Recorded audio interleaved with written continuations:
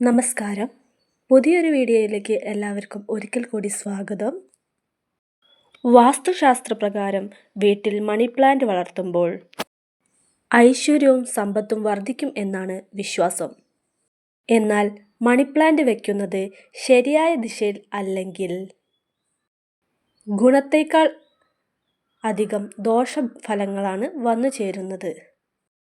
വാസ്തുപ്രകാരം വീട്ടിൽ money plant വയ്ക്കുമ്പോൾ നമ്മൾ ശ്രദ്ധിക്കേണ്ട കാര്യങ്ങൾ എന്താണെന്നാണ് ഇന്ന് ഈ വീഡിയോയിലൂടെ പറയാൻ പോകുന്നത്. വളരെയധികം പോസിറ്റീവ് എനർജി പ്രദാനം ചെയ്യുന്ന ഒരു സസ്യമാണ് മണി പ്ലാന്റ്. അതിനാൽ വീടിനുള്ളിലും ജോലിസ്ഥലത്തും മണി പ്ലാന്റ് വെക്കുന്നത് വളരെ ഉത്തമമാണ്. എന്നാൽ മണി പ്ലാന്റ് വീട്ടിൽ വെറുതെ വളർത്തിയതുകൊണ്ട് ധനലാഭം ഉണ്ടാവുകയില്ല. ഇതിന് ചില പ്രത്യേക ചിട്ടകളും ശാസ്ത്രങ്ങളും ഉണ്ട്. ഇവ കൃത്യമായി ചെയ്തെങ്കിൽ മാത്രമേ നല്ല രീതിയിലുള്ള ഗുണഫലങ്ങൾ വന്നു ചേരൂ. വീടിനുള്ളിൽ കൃത്യമായ സ്ഥലത്ത് ക്രമീകരിക്കുകയാണെങ്കിൽ മണി പ്ലാന്റ് ഭാഗ്യം തന്നെയാണ്. എന്നാൽ സ്ഥാനം തെറ്റിച്ചാൽ ബലം വിപരീതമാവും എന്നാണ് വാസ്തവം. ഇനി വാസ്തുശാസ്ത്രപ്രകാരം മണി പ്ലാന്റ് വളർത്താനുള്ള യഥാർത്ഥ സ്ഥാനം ഏതാണെന്ന് നോക്കാം. മണി പ്ലാന്റ് വയ്ക്കണം എന്ന് ആഗ്രഹമുണ്ടെങ്കിൽ തീർച്ചയായും സ്ഥാനം നോക്കി വേണം മണി പ്ലാന്റ് നടുവാൻ. മണി പ്ലാന്റ് വീടിൻ്റെ തെക്ക് കിഴക്ക് ഭാഗത്തായിട്ടാണ് വയ്ക്കേണ്ടത്. ഈ ഭാഗത്താണ് ധനം കൊണ്ടുവരുമെന്ന് കരുതുന്ന വീനസിൻ്റെ വാസസ്ഥലം. അതുപോലെ തന്നെ ഗണപതിയുടെ വാസസ്ഥലവും ഇതാണെന്ന് കരുതപ്പെടുന്നു. നെഗറ്റീവ് എനർജിയുടെ വശമാണ് വടക്ക് കിഴക്ക് ഭാഗം. അതുകൊണ്ട് തന്നെ ഒരു കാരണവശാലും വടക്ക് കിഴക്ക് ഭാഗത്ത് മണി പ്ലാന്റ് നടാൻ പാടുള്ളതല്ല.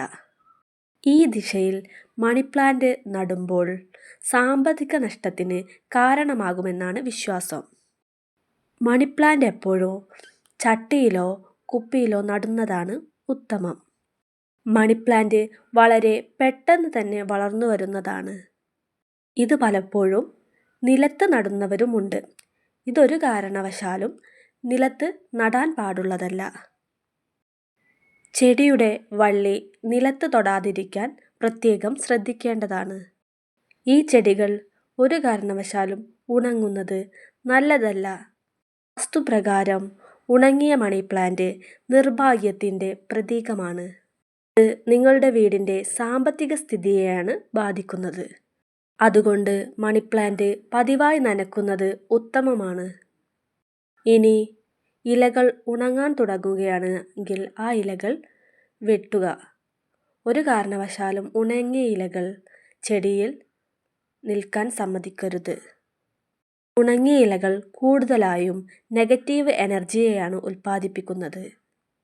അതുകൊണ്ട് ഇലകളോ തണ്ടുകളോ ഉണങ്ങുകയാണെങ്കിൽ തീർച്ചയായും അത് നീക്കം ചെയ്യേണ്ടതാണ്. സൂര്യപ്രകാശം മണി പ്ലാന്റിൻ്റെ വളർച്ചയ്ക്ക് അത്യാവശ്യമായതിനാൽ ജനവാതിലിൻ്റെ സമീപത്ത് മണി പ്ലാന്റ് വളർത്തുന്നതാണ് ഉത്തമം. മണി പ്ലാന്റിൻ്റെ ഇലകൾക്ക് ഹൃദയത്തിൻ്റെ ആകൃതിയാണ് ഉള്ളത്.